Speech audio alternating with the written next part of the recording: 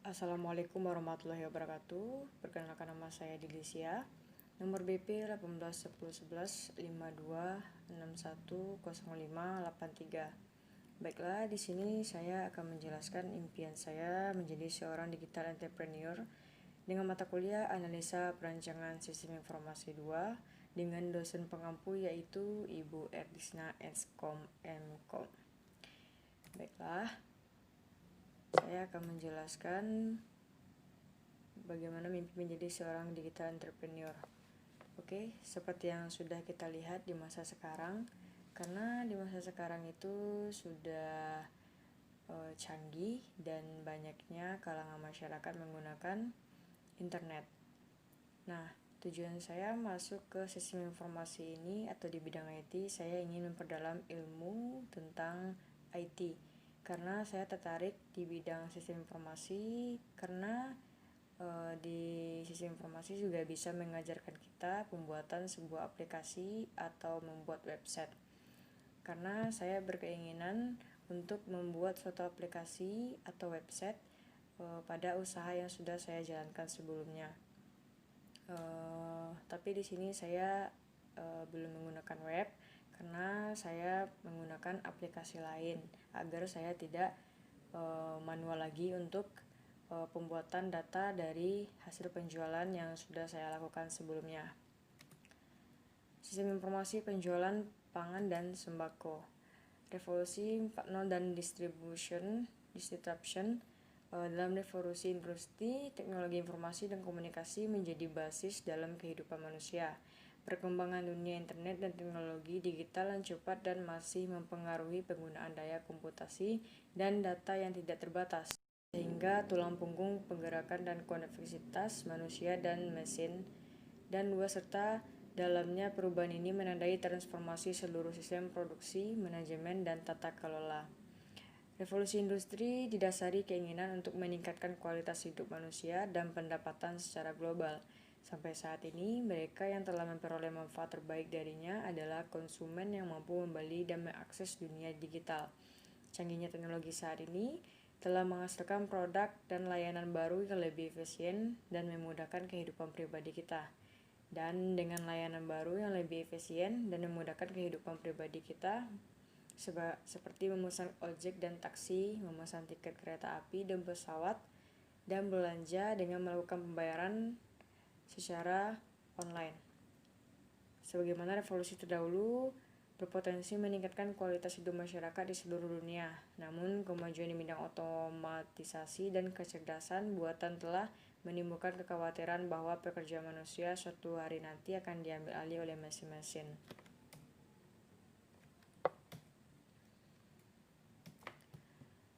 Selanjutnya yaitu konsep 4C. Yang pertama, critical thinking, di mana seseorang itu akan diarahkan kepada berpikir kritis dalam memecahkan suatu permasalahan atau kasus, dan memecahkan suatu masalah tersebut perlu melalui beberapa proses. Proses ini disebut juga dengan proses melatih diri untuk mencari kebenaran. Yang kedua yaitu creativity atau keterampilan berpikir dengan kreatif. Berpikir tanpa dibatasi aturan yang cenderung mengikat, seseorang dapat melihat suatu masalah dari berbagai perspektif atau sudut pandang sehingga pikirannya lebih terbuka dalam menyelesaikan suatu masalah. Selanjutnya itu collaboration atau keterampilan bekerja sama atau berkolaborasi. Suatu aktivitas kerja sama kelompok yang terdiri 2 orang atau lebih yang bertujuan untuk menentukan secara bersama atau bekerja sama dengan orang lain, di mana dalam berkolaborasi ini akan melatih untuk mencapai solusi yang terbaik dan dapat diterima oleh semua anggota kelompok. Yang keempat yaitu communication atau keterampilan dalam berkomunikasi. Suatu kemampuan dalam mencapai ide atau pemikiran dilakukan secara jelas, efektif, dan cepat. Komunikasi dimaknai sebagai kemampuan anak dalam menyampaikan ide dan pikirannya secara cepat, jelas, dan efektif. Keterampilan ini terdiri dari sejumlah sub-skill seperti kemampuan berbahasa yang tepat sasaran, kemampuan memahami konteks, serta kemampuan membaca pendengar atau audiens untuk memastikan pesannya tersampai atau tidak. Oke, baiklah, di sini saya akan melihatkan diagram rancangan sistem yang sudah saya rancang. Baiklah, di sini ada menu utama, kita fokus kepada konsumen. Di sini ada menu utama. Setelah itu kita akan melakukan proses penglihatan barang. Setelah itu melakukan pemesanan barang, meregistrasi barang, dan melakukan pembayaran. Sedangkan penjual yaitu melihat menu utamanya, melihat pendaftaran, mencatat pesanan dari konsumen, dan mendata pesanan yang sudah dipesan oleh konsumen dan membuatkan laporan penjualannya. Dan kelas diagramnya yaitu ada registrasi, pembelian, pemesanan, bayar, data pesanan, login penjual, laporan penjual. Selanjutnya yaitu activity diagram pemesanan, yaitu konsumen melihat menu, setelah itu melihat pemesanan dan database-nya, proses yang akan dipesan, setelah itu melanjutkan ke sistem yaitu menu yang akan dipesan, dari sistem baru ke konsumen, memilih barang yang akan dipilih beserta jumlahnya, melakukan pemesanan. Setelah itu sistem akan memprosesnya, dan setelah diproses akan menampilkan data barangnya. Sistem akan menyimpan atau tidak menyimpan. Dan ini activity diagram pendaftaran konsumen. Selanjutnya activity diagram pendaftaran penjual, activity diagram data yang dipesan, dan activity diagram laporan. Sedangkan ini sekuensi diagram pemesanan, sekuensi diagram konsumen, sekuensi diagram data yang dipesan, sekuensi diagram laporan. Baiklah, saya di sini akan menjelaskan rancangan sistem. Yang pertama, perancangan input. Di sini sudah tertera design from login admin dan from entry barang, yaitu dengan mencantumkan username. Sedangkan yang dari from entry barangnya yaitu ada nama barang, menginputkan nama barang, jenis barang, beratnya, harga pokok, harga jual, dan stok dari barang tersebut. Selanjutnya itu design from entry data penjualan dan entry data pembelian. Selanjutnya perancangan output, yang nantinya akan dibuatkan laporan data daftar barang dan akan membuatkan laporan data faktur dari penjualan atau pembelian pangan dan sembako. Baik, selanjutnya kita masuk ke dalam perancangan teknologi. Sini saya sedikit menjelaskan, yaitu rancangan sistem yang akan dibuat adalah sebuah sistem baru, yaitu sistem informasi penjualan dan pembelian pada bahan ekonomi. Untuk membangun rancangan sistem tersebut, perancangan teknologi yang dibutuhkan yaitu pertama perangkat keras atau hardware, yaitu perangkat keras yang dibutuhkan untuk merancang sistem yaitu sebuah komputer. Dan yang kedua perangkat lunak atau software. Perangkat lunak yang dibutuhkan untuk merancang sistem informasi bahan ekonomi dalam pengerjaan program adalah MSQL atau menggunakan Fox Pro.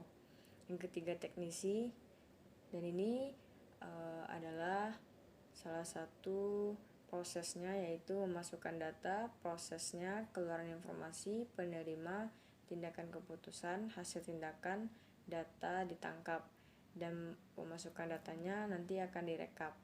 Begitulah alur dari basis datanya. Selanjutnya itu perancangan kontrol, suatu struktur yang dikategorikan untuk pengendalian pada masukan, pengolahan data, dan keluaran, yang bertujuan untuk mencegah terjadi hal-hal yang tidak diinginkan seperti kesalahan ataupun kecurangan.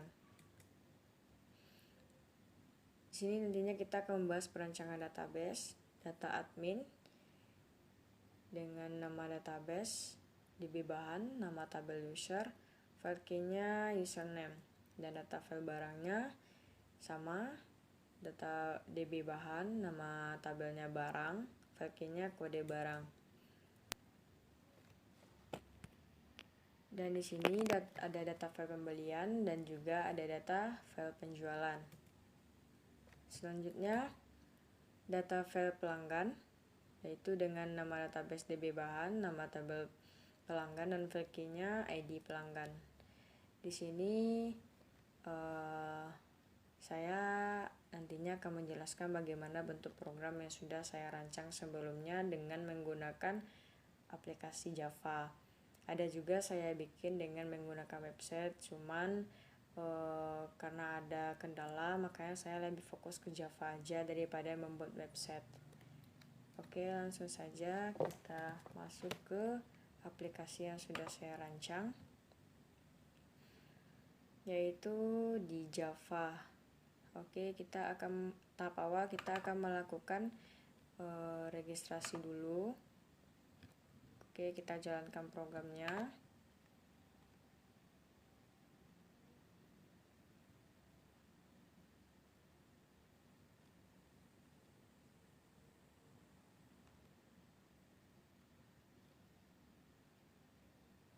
Untuk penjalannya kita akan menunggu beberapa menit karena tergantung dari program yang kita bikin tadi. Oke.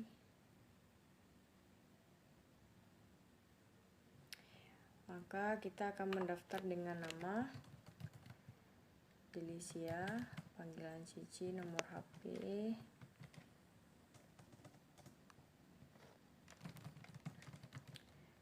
dan kita akan memasukkan email,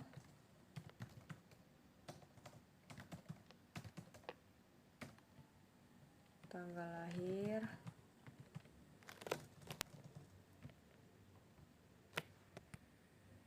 dan kita akan menginputkan tanggal lahir, alamat, username, password, dan password. Dan kita akan mencentang apakah Anda yakin untuk mendaftar. Ya, dan kita klik daftar. Oke, datanya akan tersimpan dan kita coba untuk login dengan aplikasi Java. Oke, kita jalankan programnya.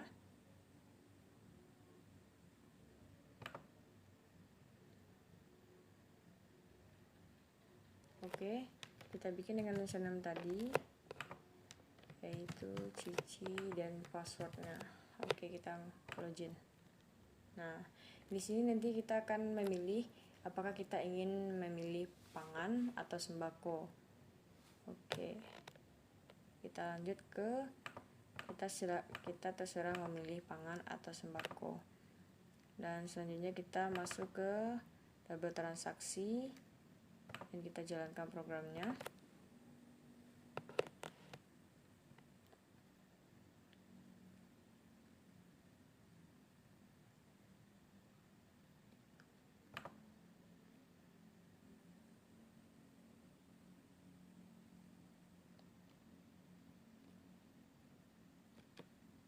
Oke, nomor transaksinya kita bikin saja secara acak. Tanggal transaksinya kita bikin 16 Januari 2020 aja, dan kode barangnya dengan BK001 dengan nama contohnya bawang dengan harga 45.000 dan jumlah belinya misalnya 4. Di sini nantinya kita akan menyimpan dan di sini nantinya akan kita jalankan, yaitu apakah kita simpan data yang sudah kita inputkan nanti akan ditampilkan di bagian sini, dan kita juga bisa mengeditnya. Dan database-nya saya bikin di sampai P. Sebentar. Kita akan mengetik di sini yaitu localhost sesuai dengan yang kita bikin di Java karena dia akan terhubung dengan aplikasi SAMPP.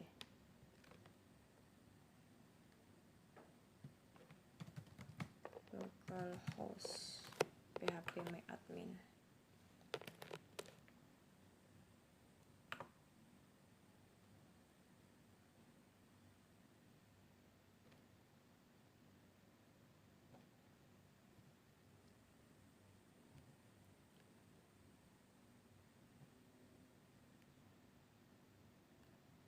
Dan inilah tampilan dari phpMyAdmin, dan Kita masuk ke dataku.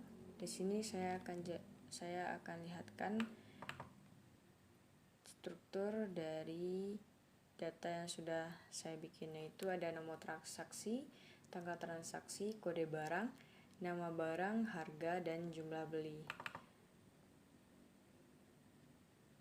Dan setelah transaksi berhasil, kita sudah bisa memilih atau memesan barang yang akan kita pesan. Sedangkan yang untuk websitenya saya lihatkan, yaitu kita bikin localhost toko sembako.